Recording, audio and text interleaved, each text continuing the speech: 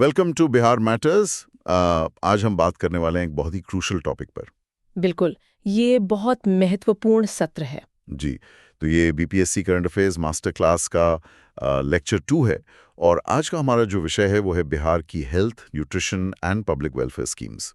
Right, यानी स्वास्थ्य, पोषण और लोक कल्याणकारी योजनाएं।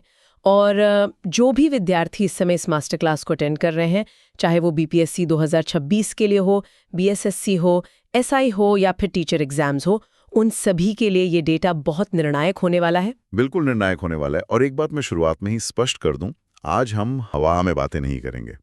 हम जो भी तथ्य यहाँ रखेंगे वो पूरी तरह से ऑफिशियल सोर्सेज पर आधारित होंगे।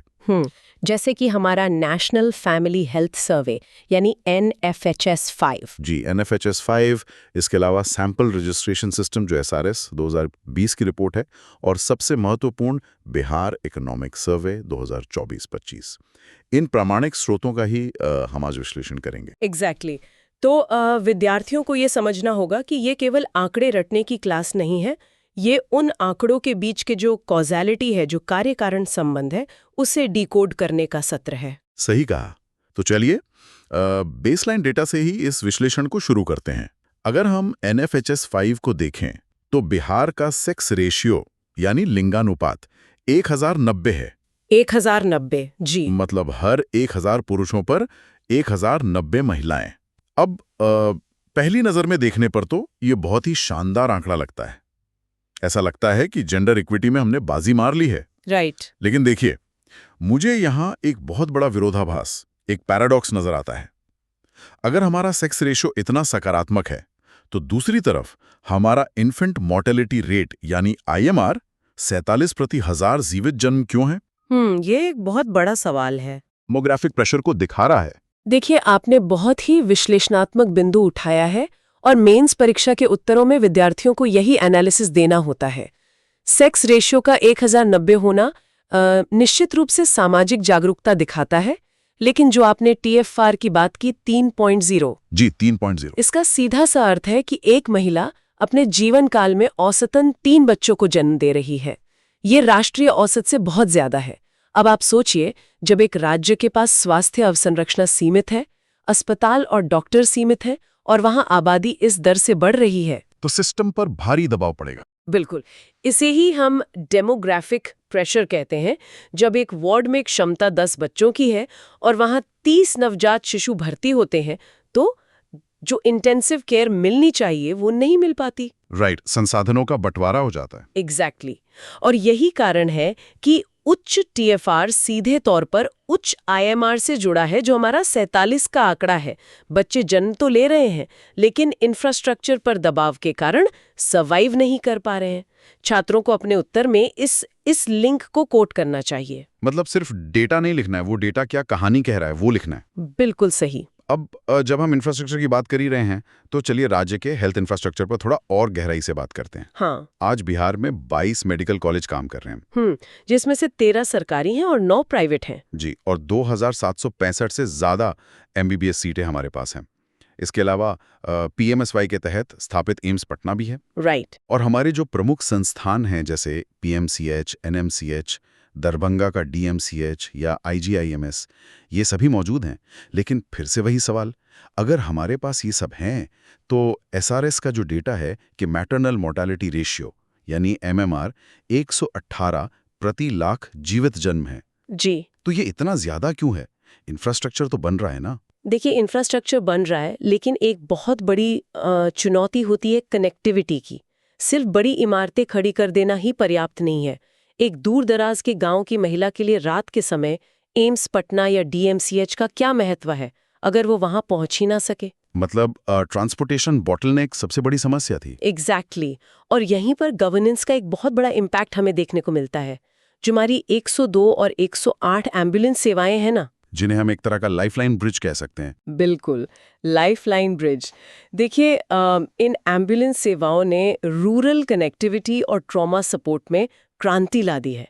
पहले महिलाएं साधन न होने के कारण घर पर ही असुरक्षित प्रसव के लिए मजबूर होती थी, जिससे इन्फेक्शन और ब्लीडिंग का खतरा रहता था। हाँ, जो मातृ मृत्यु दर MMR के 118 होने का बड़ा कारण था। लेकिन अब इन 24 घंटों मुफ्त एम्बुलेंस सेवाओं के कारण जो हमारा इंस्टीट्यूशनल बर्थ्स का आंकड़ा है, यानी संस्थागत प्रसव, वो बढ़कर 76.2% हो गया है। ओहो, तो मतलब हम सीधे तौर पर कह सकते हैं कि इन 102 और 108 आपातकालीन सेवाओं ने ही इंस्टीट्यूशनल डिलीवरीज को 76.2% तक पहुंचाने में सबसे बड़ी भूमिका निभाई है। 100%। ये एक सीधा कैजुअल लिंक है, कारण और प्रभाव का संबंध है। ट्रांसपोर्ट इंफ्रास्ट्रक्चर में सुधार हुआ, जिससे महिलाएं समय पर प्रशिक्षित डॉक्टर्स के पास पहुंची, और इससे अल्टीमेटली एमएमआर में कमी आ रही है। ये बहुत ही शानदार एनालिसिस है, लेकिन अस्पताल पहुंचने के बाद एक और बड़ी समस्या आती है। एम्बुलेंस ने मरीज को अस्पताल तो पहुंचा दिया, लेकिन वहां जो इलाज का खर्च है वो एक बहुत बड़ी दीवार है। अक्सर हम देखते हैं कि गंभीर बीमारियों के इलाज में गरीब परिवार पूरी तरह से कर्ज में डूब जाते हैं। राइट। जिसे हम इकोनॉमिक टर्म्स में मेडिकल इंडेटेडनेस या चिकित्सीय कर्ज कहते हैं। बिल्कुल, या कैटास्ट्रोफिक हेल्थ एक्सपेंडिचर, यानी विनाशकारी स्वास्थ्य व्यय। एग्जैक्टली। तो इस विनाशकारी व्यय के दुष्चक्र से बचाने के लिए जो प्रमुख स्वास्थ्य योजनाएं हैं, उनका क्या रोल है? जैसे आयुष्मान भारत या पीएमजेवाई योजना हो गई। देखिए, आयुष्मान भारत पीएमजेवाई एक बहुत बड़ा गेम चेंजर है। ये प्रति परिवार 5 लाख रुपए तक का कैशलेस कवरेज देता है, विशेष रूप से सेकेंडरी और टर्शरी केयर के लिए। मतलब अगर किसी को हार्ट सर्जरी या बड़ी बीमारी का इलाज कराना हो। हाँ, इसके अलावा राज्य सरकार का मुख्यमंत्री चिकित्सा सहायता कोष है, जो कैंसर, किडनी और हृदय रोगों जैसे महंगे इलाज के लिए आर्थिक मदद देता है। तो ये सिर्फ स्वास्थ्य योजनाएं नहीं हैं? बिल्कुल नहीं। बीपीएससी मेंस के नजरिए से विद्यार्थियों को ये समझना बहुत जरूरी है कि ये योजनाएं केवल स्वास्थ्य विभाग का हिस्सा नहीं है, बल्कि ये पॉवर्टी एलिविएशन यानी गरीबी उन्मूलन का सबसे बड़ा टूल है। कैसे? मतलब ये गरीबी कैसे दूर कर रही हैं? देखिए, अगर एक गरीब परिवार का कमाने वाला सदस्य बीमार पड़ता है, तो वे इलाज के लिए साहूकार से कर्ज लेते हैं, अपनी जमीन बेच देते हैं। बीमारी तो ठीक हो जाती है, लेकिन वो परिवार गरीबी रेखा के नीचे चला जाता है। राइट, वो पीढ़ियों के लिए गरीब हो जाते हैं। एग्जैक्टली। पीएमजेएवाई और मुख्यमंत्री चिकित्सा सहायता कोष उस परिवार को इस आर्थिक झटके से बचाते हैं। बहुत ही बेहतरीन पॉइंट है ये। और अगर हम मातृ कल्याण की बात करें, तो वहां भी हमारे पास कुछ नकद प्रोत्साहन वाली योजनाएं हैं, जैसे जननी सुरक्षा योजना, JSY। हाँ, जननी सुरक्षा योजना का मुख्य उद्देश्य यही है कि महिलाओं को संस्थागत प्रसव के लिए नकद प्रोत्साहन दिया जाए, ताकि वे अस्पताल आएं। और एक है प्रधानमंत्री मातृ वंदना योजना, PMMVY। इन दोनों में अक्सर विद्यार्थी कंफ्यूज हो जाते हैं। राइट। देखिए, PMMVY जो है वो मुख्य रूप से पोषण और वेज कॉम्पनसेशन यानी मजदूरी मुआवजे के लिए है। मजदूरी मुआवजा? जी। जो गर्भवती महिलाएं दिहाड़ी मजदूरी करती हैं, वे गर्भावस्था के आखिरी दिनों में काम पर नहीं जा पाती, तो उनके उस आर्थिक नुकसान की भरपाई के लिए ये योजना है, ताकि उन्हें गर्भावस्था में पर्याप्त आराम और पोषण मिल सके। बिल्कुल। और इसके साथ ही सुरक्षित मातृत्व अभियान है, जो एंटेनेटल केयर यानी प्रसव पूर्व जांच सुनिश्चित करता है, ताकि कोई भी कॉम्प्लिकेशन हो तो पहले ही पता चल जाए। ये सब सुनकर तो ऐसा लगता है कि हम बहुत सही दिशा में जा रहे हैं।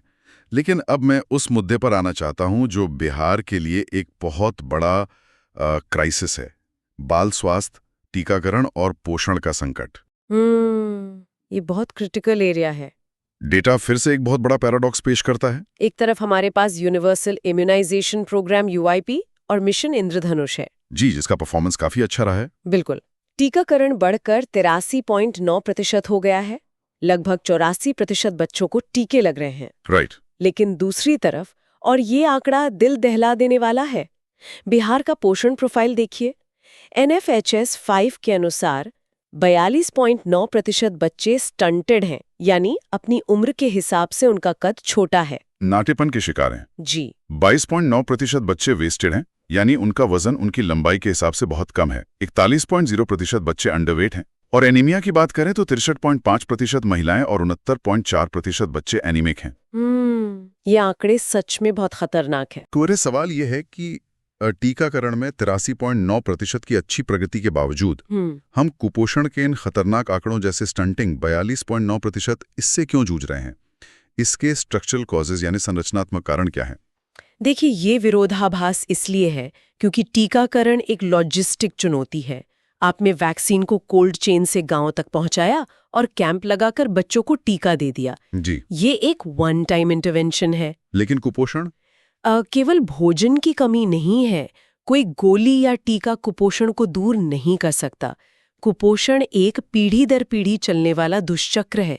इसके स्ट्रक्चरल कॉजेज बहुत गहरे हैं। जैसे कि? सबसे पहला है गरीबी। गरीबी के कारण कम उम्र में विवाह होता है। जब एक एनीमिक और कम उम्र की लड़की मां बनती है तो उसका बच्चा जन्म से ही कुपोषित होता है, जिसे हम लो बर्थ वेट कहते हैं। मतलब वो बच्चा जन्म से पहले ही इस चक्र में फंस गया है। एग्जैक्टली। और जन्म के बाद क्या होता है? खराब स्वच्छता, पुअर सैनिटेशन, पीने का साफ पानी नहीं होने से बच्चे को बार बार डायरिया होता है। और डायरिया से उसका पोषण और गिर जाता है। बिल्कुल, शरीर पोषक तत्वों को एब्जॉर्ब भी नहीं कर पाता। और इसके ऊपर से हमारा जो उच्च प्रजनन दर है, जो हमने डिस्कस किया है, TFR 3.0, एक गरीब परिवार में ज्यादा बच्चे होने से हर बच्चे की थाली से न्यूट्रिशन गायब हो जाता है। तो ये एक पूरा मल्टी डायमेंशनल प्रॉब्लम है। राइट। और इसीलिए इसके समाधान के रूप में सरकार ने पोषण अभियान शुरू किया है, जो हमारा ICDS है, इंटीग्रेटेड चाइल्ड डेवलपमेंट सर्विसेज, यानी आंगनवाड़ी सिस्टम। जी। अब इसका गवर्नेंस मॉडल बदल रहा है। अब ये सिर्फ खाना बांटने की जगह नहीं है। पोषण ट्रैकर ऐप के जरिए रियल टाइम मॉनिटरिंग हो रही है। बच्चों का वजन और ऊंचाई लगातार नापी जा रही है। मतलब टेक्नोलॉजी का इस्तेमाल करके टारगेटेड अप्रोच अपनाई जा रही है। एग्जैक्टली। और स्कूलों में PM पोषण योजना, जिसे पहले मिड डे मील कहते थे, वो भी बच्चों के पोषण स्तर को सुधारने का एक बड़ा जरिया है। बहुत ही बेहतरीन तरीके से आपने इस गवर्नेंस मॉडल को समझाया। अब इस पोषण संकट से ही जुड़ा एक ऐसा करंट अफेयर्स का मुद्दा है जो हर साल गर्मियों में एक त्रासदी बन जाता है।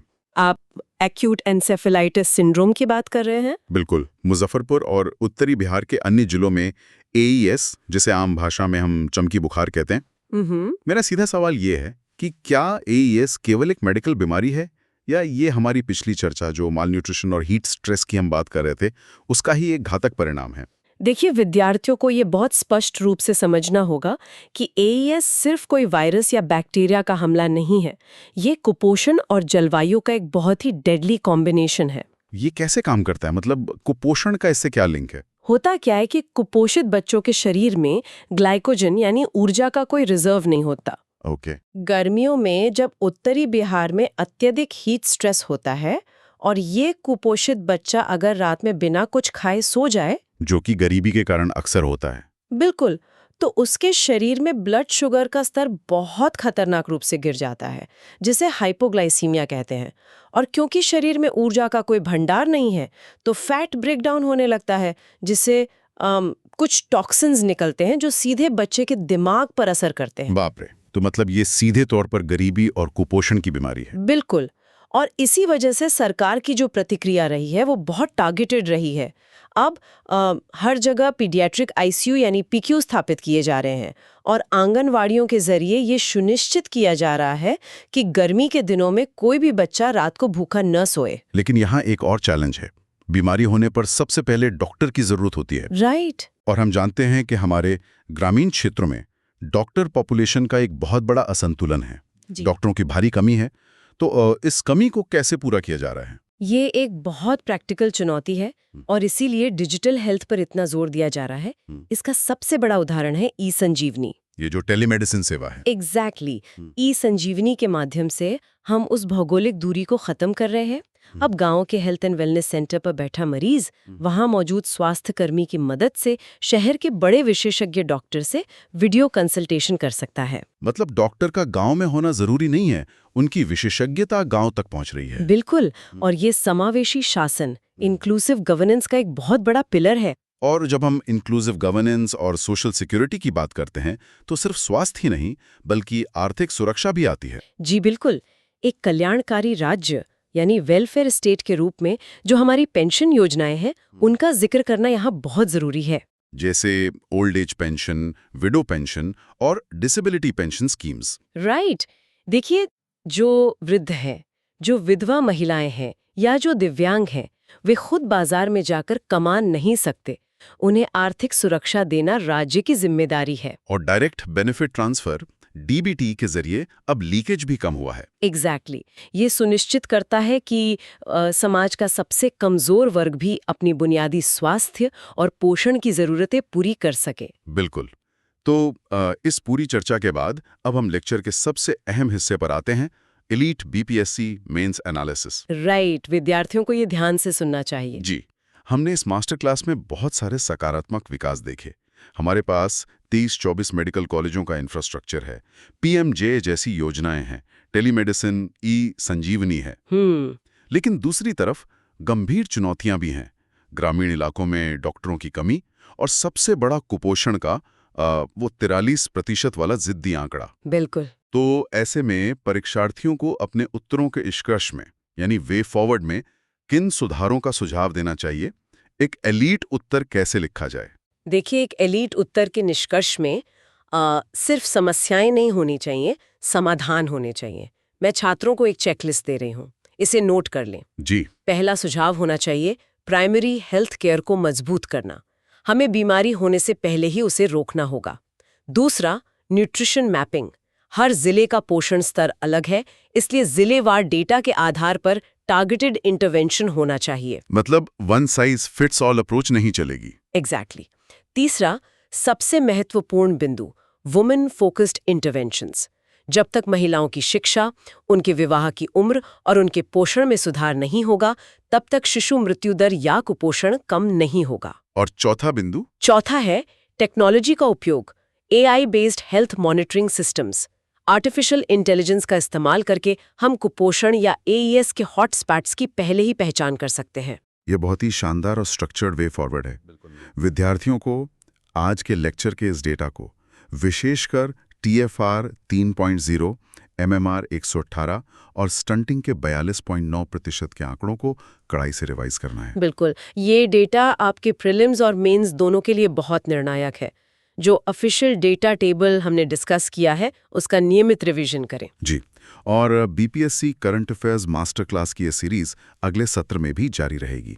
हम अगले लेक्चर में कुछ और महत्वपूर्ण विषयों और डेटा सेट्स को इसी तरह डिकोड करेंगे। राइट। तो आज के सत्र के लिए बस इतना ही, लेकिन जाते जाते एक विचार मैं आपको देकर जाना चाहता हूँ। हमने इंफ्रास्ट्रक्चर देखा, योजनाएं देखी, लेकिन क्या हमारा स्वास्थ्य मॉडल केवल अस्पताल की चारदीवारी तक सीमित रह सकता है? या हमें स्वास्थ्य को सीधे खेतों के पोषण और स्कूलों की शिक्षा से जोड़ने की जरूरत है? सोचिएगा जरूर। बिल्कुल, ये सोचने वाला विषय है। बिहार मैटर्स के साथ जुड़े रहने के लिए आपका बहुत बहुत धन्यवाद।